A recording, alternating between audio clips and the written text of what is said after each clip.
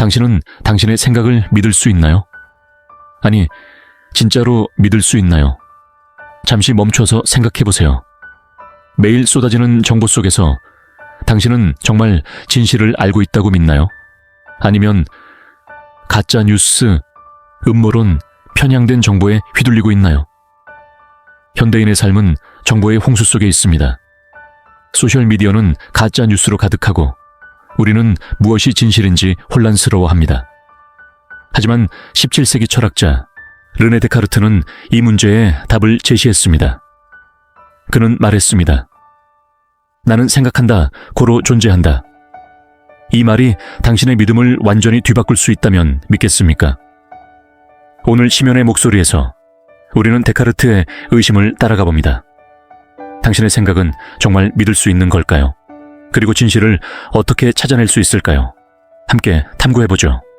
준비되셨나요? 르네 데카르트는 17세기 프랑스의 철학자이자 수학자입니다. 그는 현대 철학의 아버지로 불리며 인간의 사고와 존재를 깊이 고민했습니다. 데카르트는 의심의 방법, Method of Doubt 이라는 철학적 접근을 제시했습니다. 데카르트는 모든 것을 의심하라고 하만 단어라고 했습니다. 그는 내가 지금 보고 듣고 느끼는 것이 정말 진실일까? 라는 질문을 던졌습니다. 그는 감각이 우리를 속일 수 있다고 보았습니다. 예를 들어 꿈에서 느끼는 감각은 현실과 구분하기 어렵습니다. 그는 심지어 내가 지금 꿈을 꾸고 있는 게 아닐까? 라는 의심까지 했습니다. 현대인의 삶을 생각해보세요. 소셜미디어에서 가짜 뉴스를 보고 이게 진짜일까? 라는 의심을 품은 적이 있나요? 데카르트는 이런 의심을 철학의 출발점으로 삼았습니다. 그는 모든 것을 의심하며 진실에 다가가려 했습니다. 데카르트는 의심 끝에 하나의 확신에 도달했습니다. 그는 나는 의심하고 있다. 그러므로 나는 생각하고 있다. 그러므로 나는 존재한다고 했습니다. 이 유명한 명제, 나는 생각한다, 고로 존재한다는 데카르트 철학의 핵심입니다. 그는 사고가 존재의 확실한 증거라고 보았습니다. 데카르트의 철학을 현대에 적용해보죠. 소셜미디어의 정보에 휘둘리지 말고 스스로 의심하고 사고하는 태도를 가져보세요. 데카르트는 진실은 의심과 사고를 통해 찾아진다고 했습니다. 데카르트의 의심은 고대 그리스 철학자 소크라테스와도 연결됩니다. 소크라테스는 너 자신을 알라고 했습니다. 그는 끊임없는 질문과 의심으로 진실에 다가가려 했습니다. 데카르트는 이를 더 체계적으로 발전시켜 의심을 철학의 도구로 삼았습니다. 현대인의 삶에서도 의심은 중요합니다. 뉴스를 볼 때 이 정보가 진짜일까? 라는 질문을 던져보세요. 데카르트는 의심은 진실로 가는 첫걸음이라고 했습니다. 현대 심리학은 우리의 사고와 믿음이 왜 흔들리는지 설명합니다. 심리학자 데니얼 카너먼은 인지 편향, cognitive bias이라는 개념을 제시했습니다. 그는 인간의 뇌가 편향된 사고를 통해 잘못된 믿음을 형성한다고 했습니다. 현대인의 삶을 보면 이 현상이 잘 드러납니다. 우리는 소셜미디어에서 가짜 뉴스를 보고 쉽게 믿습니다. 2023년 연구에 따르면 소셜미디어 사용자의 55%가 가짜 뉴스를 진실로 믿고 공유한다고 합니다. 이는 확증 편향 confirmation bias 때문입니다. 우리는 자신의 믿음을 확인해주는 정보만 받아들이는 경향이 있습니다. 데카르트는 이런 문제를 어떻게 해결할까요? 그는 모든 것을 의심하라고 했습니다. 데카르트는 감각과 믿음이 우리를 속일 수 있다고 보았습니다. 그는 확실한 지식에 도달하려면 의심을 거쳐야 한다고 했습니다. 심리학 연구에 따르면 현대인의 사고는 가용성 편향 availability bias에도 영향을 받습니다. 우리는 쉽게 떠오르는 정보만 믿는 경향이 있습니다. 예를 들어 뉴스에서 자주 나오는 사건을 더 위험하다고 믿습니다. 데카르트는 이런 편향을 경계하라고 했습니다. 그는 의심을 통해 진실에 다가가라고 했습니다. 심리학자 피터 왓슨은 인지적 불협화, knowing dissonance라는 개념을 제시했습니다. 그는 우리가 믿는 것과 다른 정보를 마주하면 불편함을 느끼고 이를 회피하려 한다고 했습니다. 하지만 데카르트는 이런 불편함을 받아들이라고 했습니다. 그는 의심은 불편하지만 진실로 가는 길이다 라고 했습니다. 현대인의 삶에서 인지적 불협화를 극복하는 방법은 사실을 확인하는 태도입니다. 뉴스를 볼 때 이게 정말 사실일까? 라는 질문을 던지고 직접 조사해보세요. 데카르트는 의심은 진실의 도구라고 해설했습니다. 데카르트의 삶은 그의 철학을 잘 보여줍니다. 그는 1596년 프랑스에서 태어났습니다.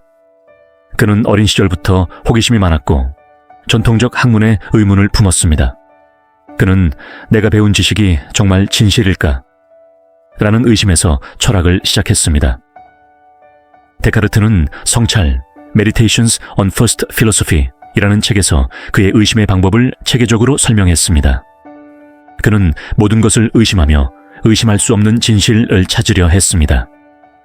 그는 나는 생각한다, 고로 존재한다 라는 확신에 도달했습니다. 데카르트의 의심은 고대 그리스 철학자 소크라테스와도 연결됩니다. 소크라테스는 너 자신을 알라고 했습니다. 그는 끊임없는 질문과 의심으로 진실에 다가가려 했습니다. 데카르트는 이를 더 체계적으로 발전시켜 의심을 철학의 도구로 삼았습니다. 현대인의 삶을 생각해보죠. 소셜미디어에서 가짜 뉴스를 보고 혼란스러워합니다. 데카르트는 이런 상황에서 모든 것을 의심하라고 합니다. 그는 의심을 통해 진실에 다가가라고 했습니다. 데카르트의 의심은 18세기 철학자 임마누엘 칸트에게도 영향을 주었습니다. 칸트는 지식의 한계를 탐구하며 데카르트의 의심을 계승했습니다. 그는 우리가 알 수 있는 것은 무엇인가? 라는 질문을 던졌습니다. 데카르트는 의심을 통해 존재의 확신을 얻는다고 했습니다. 데카르트의 철학은 20세기 실존주의 철학자장 폴 사르트르에게도 영향을 주었습니다. 사르트르는 인간은 자유롭다고 했습니다. 그는 인간이 스스로의 사고를 통해 존재를 정의한다고 보았습니다. 데카르트는 나는 생각한다, 고로 존재한다로 이를 먼저 보여줬습니다. 2025년 우리는 정보의 홍수 속에 살고 있습니다. 소셜미디어는 가짜뉴스와 음모론으로 가득하고 우리는 무엇이 진실인지 혼란스러워합니다. 2023년 연구에 따르면 소셜미디어 사용자의 55%가 가짜뉴스를 진실로 믿고 공유한다고 합니다. 데카르트의 의심을 현대에 적용해보죠. 진실을 찾으려면 먼저 의심해야 합니다. 뉴스를 볼 때 이게 정말 사실일까? 라는 질문을 던지고 직접 사실을 확인해보세요. 데카르트는 의심은 진실로 가는 첫걸음이라고 했습니다. 또 다른 방법은 내면의 목소리를 듣는 겁니다. 하루 5분 스마트폰을 내려놓고 명상을 통해 내가 믿는 게 정말 진실일까? 라는 질문을 던져보세요. 데카르트는 사고를 통해 진실에 다가가라고 했습니다. 진솔한 대화를 나누는 것도 진실을 찾는 방법입니다. 친구와 카페에서 가짜 뉴스에 대해 이야기하며 서로의 관점을 공유해보세요. 데카르트는 의심과 대화를 통해 진실에 다가가라고 했습니다. 마지막으로 지식을 쌓는 것도 중요합니다. 도서관에서 책을 읽거나 신뢰할 수 있는 자료를 찾아보세요. 데카르트는 지식은 의심을 통해 확실해진다고 했습니다. 데카르트는 의심을 통해 진실에 다가갔습니다. 소셜미디어와 정보의 홍수 속에서 당신의 생각을 의심하며 진실을 찾아보세요. 하루 5분 이렇게 시작해보세요. 첫째, 이 정보가 정말 사실일까? 라는 질문을 던져보세요. 둘째, 스마트폰을 내려놓고 내면의 목소리를 들어보세요. 셋째, 진솔한 대화와 지식을 통해 진실을 탐구하세요. 데카르트는 의심을 통해 존재를 확신했습니다. 당신은 어떤가요? 잠시 멈춰서 생각해보세요. 당신은 당신의 생각을 믿을 수 있나요? 더 깊은 이야기가 궁금하다면 심연의 목소리에서 더 많은 깨달음을 만나보세요. 댓글로 당신의 이야기를 나눠주세요. 당신은 당신의 생각을 믿을 수 있나요? 구독과 좋아요를 눌러 함께 탐구해봅시다.